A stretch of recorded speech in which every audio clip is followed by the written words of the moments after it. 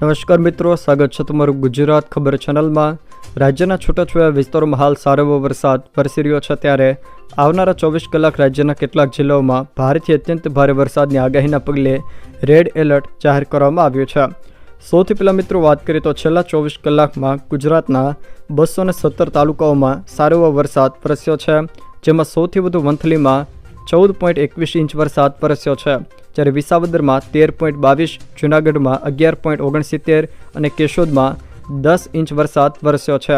તો બારડોલીમાં 9.5 ઇંચ વરસાદ વરસ્યો છે, જ્યારે ખંભાળિયા અને માણાવદરમાં 9 ઇંચ જેટલો વરસાદ વરસ્યો છે। અહીંયા તમે હવામાન મોડેલમાં જોઈ શકો છો તે મુજબ ગઈકાલે ખાસ કરીને દેવભૂમિ દ્વારકા, જૂનાગઢ, સુરત અને નવસારીના કેટલાક વિસ્તારોમાં ભારે વરસાદ વરસ્યો છે, જ્યારે આજે પણ ખાસ કરીને રાજ્યના મોટાભાગના વિસ્તારોમાં સારા વરસાદની આગાહી કરવામાં આવી છે।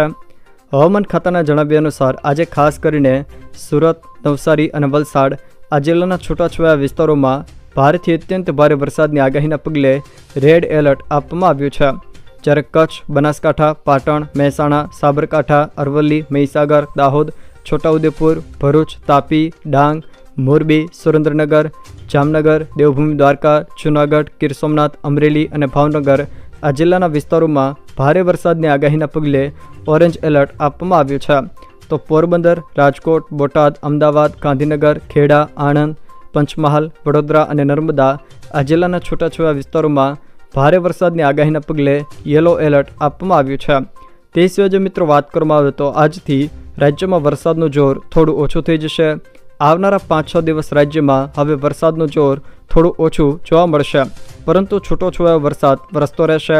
પરંતુ તારીખ 10થી લઈને 18 જુલાઈમાં રાજ્યના કેટલાક વિસ્તારોમાં ફરી એકવાર વરસાદનો સારો એવો રાઉન્ડ આવે તેવી પણ શક્યતાઓ હાલ જણાઈ રહી છે। જો મિત્રો આ વિડીયો તમને પસંદ આવ્યો હોય તો વિડીયોને લાઇક કરો, તમારા મિત્રો સાથે શેર કરો, અને જો તમે અમારી ચેનલમાં નવા હોવ તો ચેનલને સબસ્ક્રાઈબ જરૂર કરજો, જેથી મારા આવનારા તમામ વિડીયોની માહિતી તમારા સુધી પહોંચી શકે।